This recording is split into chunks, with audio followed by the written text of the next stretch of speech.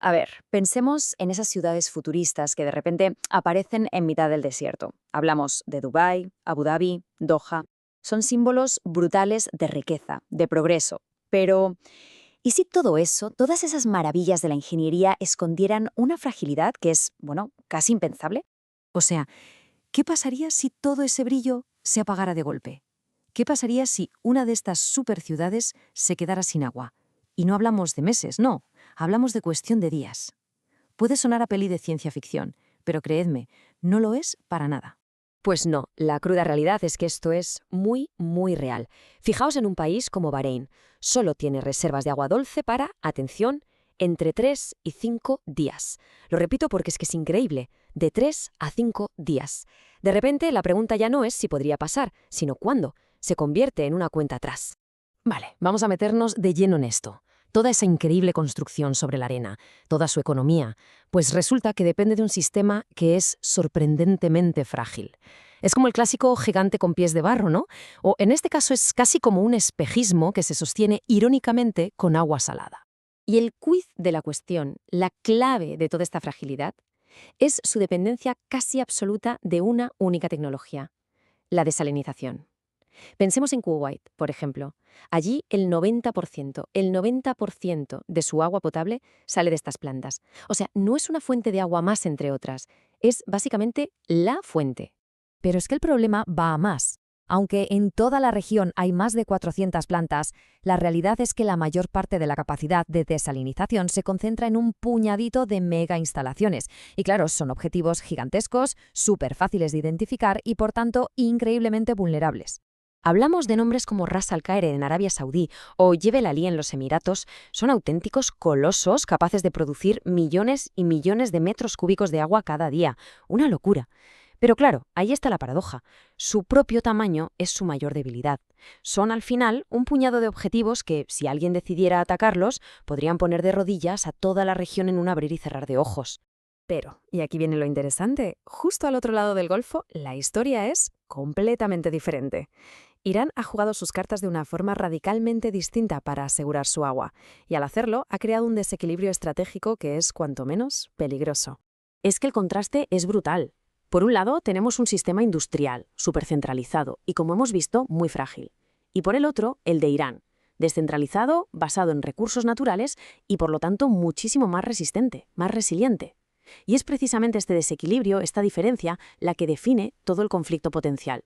A ver, el sistema iraní funciona de otra manera. Se apoya en una red inmensa de recursos que están totalmente distribuidos. Hablamos de más de 600 presas, de sistemas de ríos, de acuíferos subterráneos por todas partes. Sí, tienen plantas de desalinización, pero su papel es secundario, son casi un apoyo. ¿Qué significa esto? Pues que es prácticamente imposible provocar un colapso hídrico en todo el país atacando solo unas pocas instalaciones. Y claro, toda esta vulnerabilidad de la que hablamos durante años fue solo una teoría, una hipótesis. Pero de repente se ha convertido en una realidad que da auténtico pavor, porque lo que parecía impensable, esto de atacar la fuente de vida de millones de personas, pues ya ha empezado. Y la escalada fue rapidísima, todo pasó en marzo. A principios de mes, Irán denuncia que Estados Unidos ha atacado una de sus plantas. A los pocos días, el día 8, un dron golpea una planta en Bahrein. Bahrein, al día siguiente, culpa a Irán. Irán, por supuesto, lo niega todo. Acusaciones, desmentidos, la guerra por el agua ha dejado de ser una hipótesis. Está pasando. Entonces la gran pregunta es, ¿qué pasaría si un ataque de estos, pero sostenido en el tiempo, tuviera éxito? Pues lo que se desencadenaría sería una reacción en cadena, catastrófica y rapidísima, un auténtico efecto dominó que llevaría sin más al colapso total de la sociedad. El proceso sería devastador y muy, muy rápido. Primero viene el ataque. El efecto es inmediato, porque las plantas de agua y de electricidad están integradas, así que las dos redes caen a la vez, en cascada. De repente los hospitales se paran, los puertos se detienen, la sociedad sencillamente se desmorona, y el resultado final es el colapso y un éxodo masivo. Y para entender la magnitud de la catástrofe humana, solo hay que mirar la demografía. En Qatar, casi el 90% de la gente que vive allí es extranjera. En los Emiratos, el 88%. Son millones y millones de personas que son el motor de esas economías y que, si estalla una crisis así, no tendrían más remedio que intentar huir. Las cifras son, de verdad, para que se nos hiele la sangre. Se calcula que con solo 2 semanas de corte de agua, entre 3 y 5 millones y medio de personas intentarían escapar. Ahora, imaginemos la logística de evacuar a tanta gente en medio de un caos absoluto. Es sencillamente imposible. Claro, todo esto le da la vuelta por completo al tablero geopolítico. En una región que siempre hemos asociado con el petróleo, de repente, resulta que el arma más poderosa, el factor disuasorio definitivo, podría no ser el oro negro ni el músculo militar, podría ser simplemente el agua.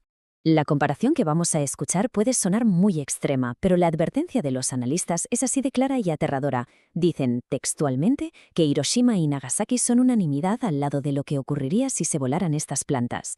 La devastación potencial es, sin rodeos, de una escala apocalíptica.